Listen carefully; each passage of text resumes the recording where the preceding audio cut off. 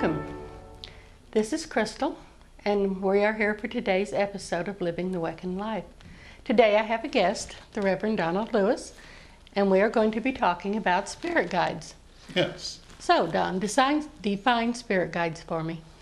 Well, in my opinion, spirit guides are the spirits that you work with regularly, whether you have conscious knowledge of it or not, whose purpose in working with you is to help you in your life, to guide you, to give you information.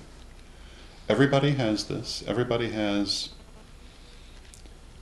I'd say, an average of about 5 that they work with, but some people have more, and people who actually do psychic work are going to have more than those who don't.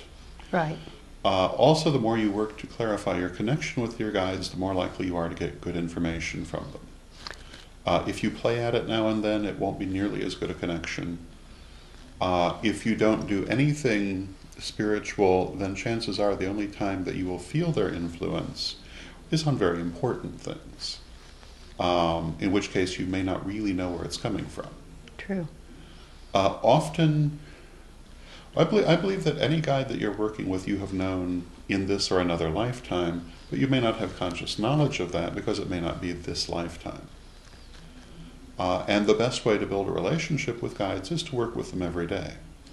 If you are not clairvoyantly open, talk to them every day. Even though you cannot yet get an answer, it will come. I've found that working with guides, most things do come. Sometimes they take a while. Different guides seem to specialize in different things. Most people have a kind of master guide or gatekeeper who is their primary guide. And then, as I say, a number of others, usually a total of about 5, but for some people many more, who have greater or lesser specialization. Sometimes also you'll have temporary guides who come to you for a particular purpose, often healing of different kinds. In our family, our primary guides are our immediate family who have passed on. Mm-hmm. I don't believe that this is common for everyone. It's very unusual, but in our family, we worked with this, and so we develop it even before we die. Yes. For example, when our turn comes to die, undoubtedly we will act as guides, because we're already practiced. That's true. And for several generations they've been practicing. True. And we'll know it from both sides. Yes. In many cases, you would not see something like that, although it's not entirely uncommon to have a guide from your own family, but usually only if it's a highly spiritual family will you have more than one. Right. And most of our families, having been mediums of one kind or another, it is an unusual situation. I would say that in any circumstance such as that, either a family or a group where there are a large number of people who do clairvoyant and other psychic work, that the likelihood that when one or more of them pass on, they will serve as guides to the others is much higher. Right. Because they're already doing it in a way while they're alive. Mm-hmm. So it's only natural they'd continue it on the other side.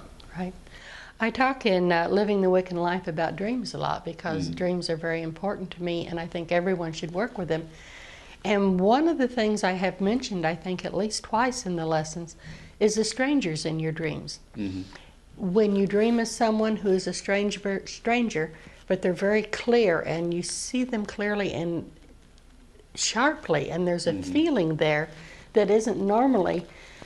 I think it is possible that these people are either active guides or part of your spiritual or soul family that have agreed to work with you between lives. I would certainly agree, and I would also make the comment that that quality of clarity and immediacy in a dream is often a sign that it's not an ordinary dream, but a kind of psychic working that your conscious mind may distort to a greater or lesser extent, but which is actually going on not in the dream state, but in the astral state. That is a good point, yes. Or not in what we normally mean by the dream state. Right.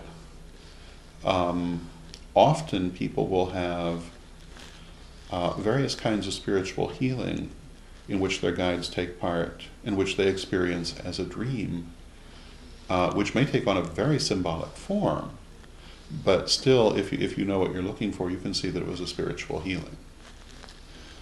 Sometimes these come out seeming to be nightmares because of the amount of energy involved in them. If you wake up during a working where you're working with high-level energy that you're not accustomed to, it's not uncommon for it to trigger a fear response. True. So if any of our viewers have had dreams that they woke up from very much afraid, and yet the dream was not frightening, this is probably what has happened. Very similar to dreams of trying to turn on a light or turn on a radio, but especially a light and you turn it on and it won't stay on, or you can't get it to turn on. Often you're dreaming at a much higher level, but the conscious mind can't follow to that degree. So you bring back the image of not seeing. Many of the things that we do spiritually are hard for the conscious mind to comprehend. And this is one of the reasons that we use symbolism so extensively. It is possible to experience in symbolic ways things you could not rationalize. And indeed, the great value of symbols is that they bypass that part of the mind, right, and work directly with the deeper parts. And dreams are above all symbolic experience. True. And in terms of altered states of consciousness, Carlos Castaneda, in his Don Juan series, talked about, in one of the later books, Don Juan, I think, hit him on the back or someplace, what he called an assemblage point. And Carlos Castaneda suddenly remembered all of this teaching and experiences he had had in an altered state of consciousness that he wasn't yet able to bring back to the conscious mind. And I would also point out that when people are doing spiritual work, sometimes quite spontaneously they will realize that they have learned things without having necessarily the conscious knowledge of having done so. Yes. Sometimes it will come in the form of dreams. Sometimes it will just come as a knowing. Sometimes there will be an event such as you describe in the book, which will trigger it. But it is absolutely the case that when you're doing spiritual work, often there are things going on at a soul level that the conscious mind comes to later. Right. Sometimes you'll have a symbolic idea of them. Sometimes you'll have no idea at all until they hit you. Yes. And that's true for not only experiences, but skills. That is true, too. Well, thank you so much for spending this time with us. I want to thank the Reverend Don Lewis for being my guest today on this show. I hope you have enjoyed it. Blessed be. Blessed be.